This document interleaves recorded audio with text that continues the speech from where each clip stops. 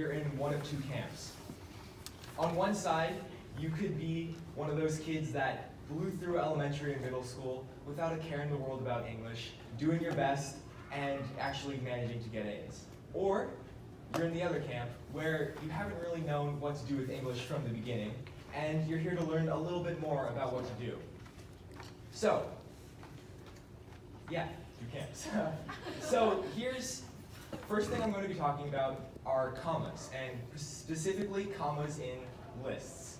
So, can anybody tell me what you call a comma that is before the and in a list? Yes. Good job, Nick. And I know you know this because we talked about it. Okay. So that's correct. If you're making a list, you normally put commas between the items in a list. So for example, I'm extremely good looking, I'm extremely smart, I like to do sports, I'm basically perfect, and I hide my vast self-doubts behind brags regarding the exact same things that I'm insecure about. So, disregarding what that says about me, that is an example of a sentence without an Oxford comma. This is a sentence with an Oxford comma. So, as we stated before, the comma before the and is the Oxford comma.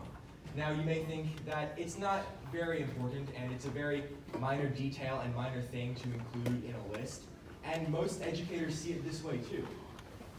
So, these educators are on team no Oxford comma. Now, personally, I'm on team Edward. I mean Oxford comma, not Edward. So, yeah, just don't make fun of the Twilights.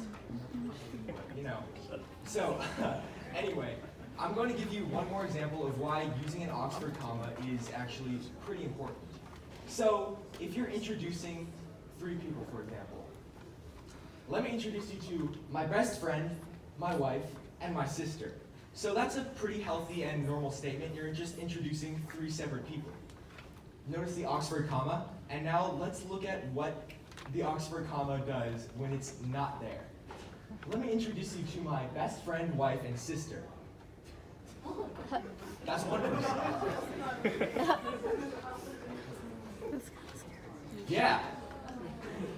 You might want to be a little careful there. So, moving on, I'm not that good at spelling either. Well, personally I'm not. And so I'm going to do a little section about spelling here too. Yeah. You can basically call me Tim. But anyway, I'm going to tell you a brief anecdote about my friend that was writing a research paper. So she was writing her research paper about aides in the classroom. You know, an aide, the person that helps out the kids in the class with special needs, or just the kids in the class.